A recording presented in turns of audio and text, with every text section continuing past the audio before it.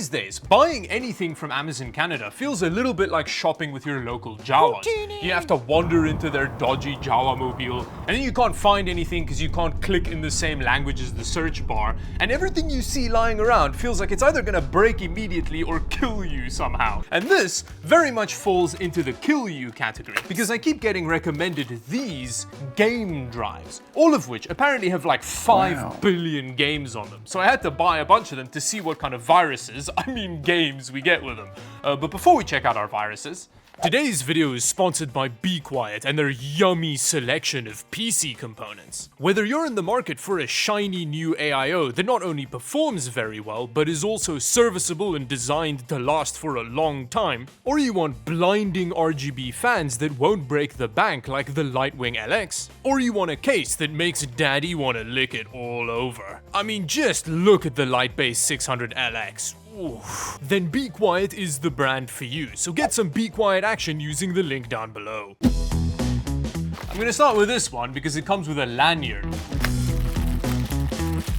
Apparently this has like a full-on emulation operating system on it. It's called Batocera, which is a Linux-based operating system, and it means you just boot straight off the flash drive. That's fascinating. I wasn't expecting this to work like that. Now, in terms of accessories, you get the aforementioned lanyard, which looks a bit like those like Chinese finger torture toys. And then you also get a normal USB to USB-C adapter. And then here's the flash drive, which is it's just a flash drive with some branding on it. Apparently it's 128 gig. That's really exciting. I cannot wait to see what terrible things this does to my system. Now the next one just looks like a normal external drive, although it's got some interesting information on the back. Apparently it's a portable 500 gig drive that's compatible with laptop, desktop, and Windows, which is a very interesting way to put that. Cutting away from myself there. Somebody was very mad about that in the last video. Ooh, it looks like a cassette. And aside from that, you also get a cable and a manual that explains that this drive also uses some Batocera action, so you're gonna be booting off this drive as well. Now, it is a hard drive in there, which is medieval technology at this point, but if you're playing a bunch of old games on it, I guess that doesn't matter. Now this one I actually bought months ago and then forgot about it, and when it showed up I was really confused why there was just an external hard drive caddy. Like I didn't know why I was getting this, but then when I saw the ads for these again, I remembered, oh, that's what this is for. So this could just be an external hard drive. There's some Espanol on the back, but other than that, no, there's not a whole lot of information. So let's see what this is. Ooh, okay, so this is an actual hard drive, I guess, so that we have space for the aforementioned 7 billion games potentially on here. Whoa, yeah, and because it's a hard drive, you need external power, so you actually need a wall wart for this, which makes it much more inconvenient, which is nice. I like that. There's also one of these like wish screwdrivers included so that you can access the inside of your hard drive if you want to. Although, I can immediately tell that this is probably not going to work very well. Oh no, it actually works. It looks tiny and pathetic, but it does a better job than you would expect, which that's what I always say. But this one, there is no indication of how this functions. So we're gonna have to see if it actually is what I think it is, if it is one of these game drives, because at this point, I'm not entirely sure that it is. And then the final one is really interesting because you don't have to virus up one of your PCs with it potentially, because it's got an HDMI connector and it comes with its own PS2 controllers, which I'm sure Sony is very happy about. Pop it open. That's the little console stick, and then jammed in the bottom of this box like two bodies in a mafia boss's car trunk, you've got your controllers. Wow, that is both a very familiar feeling control, yet somehow very foreign feeling. It feels smaller than a normal PS2 controller, and it's much lighter and crappier built, but it's wireless. So, you know, that's a huge upgrade, I guess. We don't get batteries with it, that's a shame. And then aside from that, you get a little HDMI extendometron, a power cable for the console, and a little Bluetooth adapter for the controllers. And then this is what the Game Stick 4K looks like. That is a fancy bit of tech. And then on the side is the SD card that apparently has its 10 billion games on it or whatever. And then on its base is its magnificent 2-hole ports. Okay, so now that we know what we're working with, I'm gonna go choose a sacrificial system that we can test all of this crap out on. Ooh, I'm gonna not plug it into the internet. I think that's important.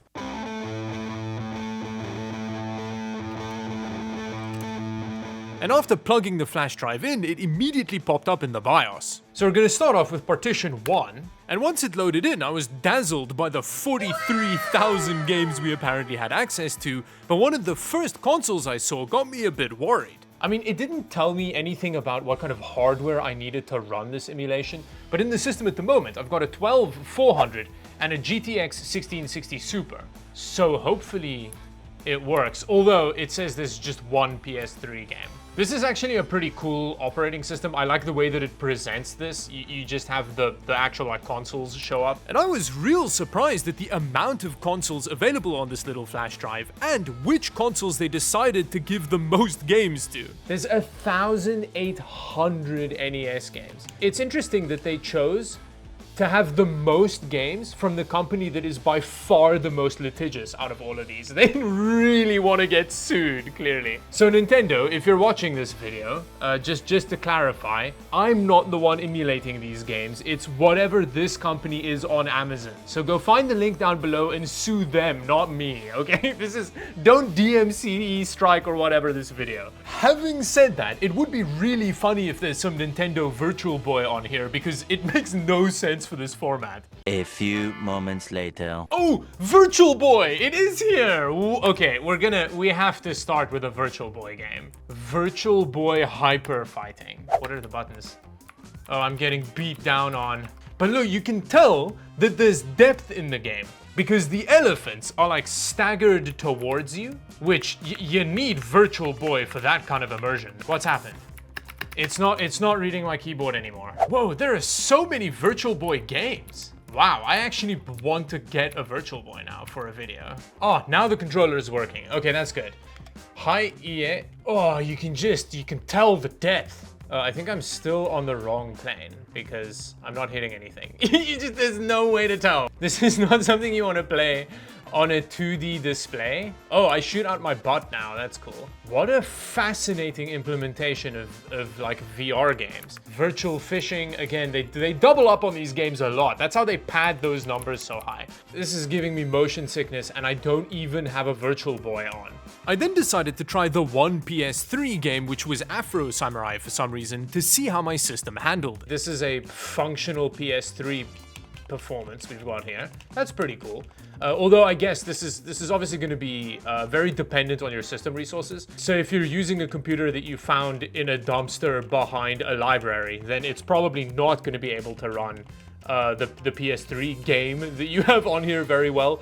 But I don't have super high-end hardware in here. Like I said, we've got a 1660 Super. Like, it's not a crazy system. And after spending about an hour playing around on the drive, Batocera seems like a decent implementation. There's a huge amount of settings that you can dial your experience in with, and I like the layout. But obviously, you should use it to play games that you own. This Amazon Drive implementation is dodgy for several reasons, including the virus one, which we'll check out a bit later in the video. I then tried the cassette drive, which has the same operating system on it, but a lot more games because of the extra capacity. But like with the other drive, these games are just random, right? So whether there's actually something you want to play in the millions that it apparently has on it is very much up to chance. But the overall experience that it offered is basically the same. But the next drive took things to a whole nother level.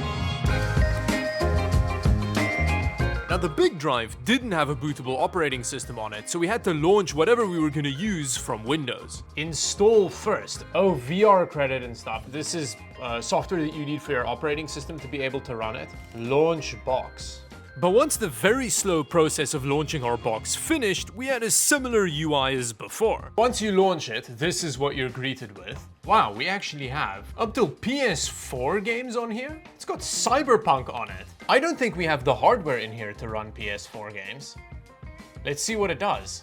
I don't understand how this is allowed. Like, these are games that publishers want you to buy from them.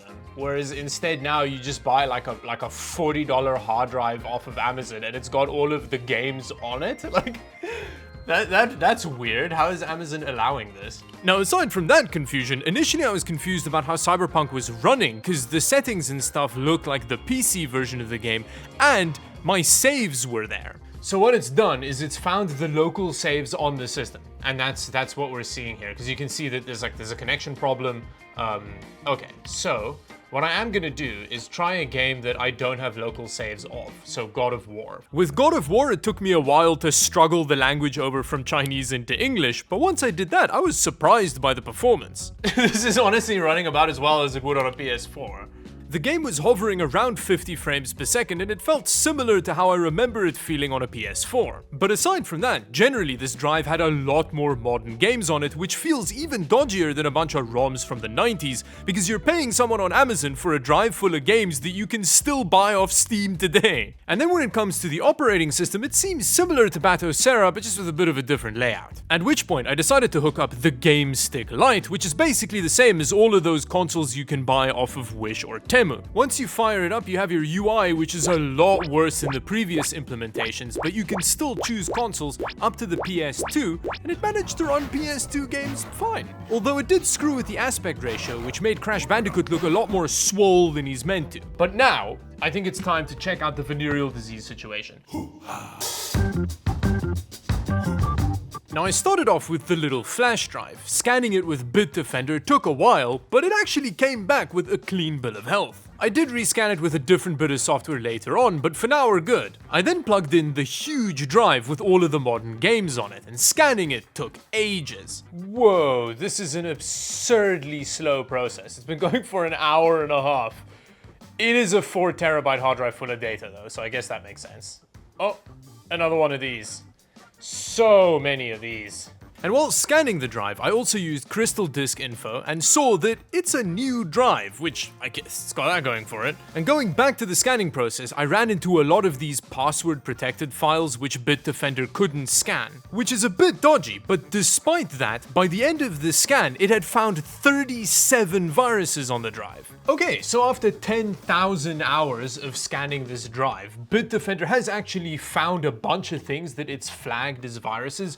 The problem is, when you Google the individual ones, some of them seem to be false positives, and basically, I don't know if these are real viruses or not, based on the information I get when I Google them. So what I'm going to do is try a different antivirus and see how it flags these and how it identifies them compared to what we're seeing here. However, when I scanned with Malwarebytes, it also found a bunch of viruses. Now, the malware.ai could also be false positives, but there were some Trojans in there. The same goes for the little cassette-looking drive, which had some file fetching action on it. So basically, if you buy a million game drive off of Amazon, not only are you making a Nintendo executive cry, but there's also a good chance you're getting some virus action on it, which feels a little bit like saying if you don't breathe air, you're gonna die of asphyxiation, which I think is a good point to end the video on. So thank you for watching. If you enjoyed it, like and subscribe, and until the next video, thank you for watching. Bye-bye.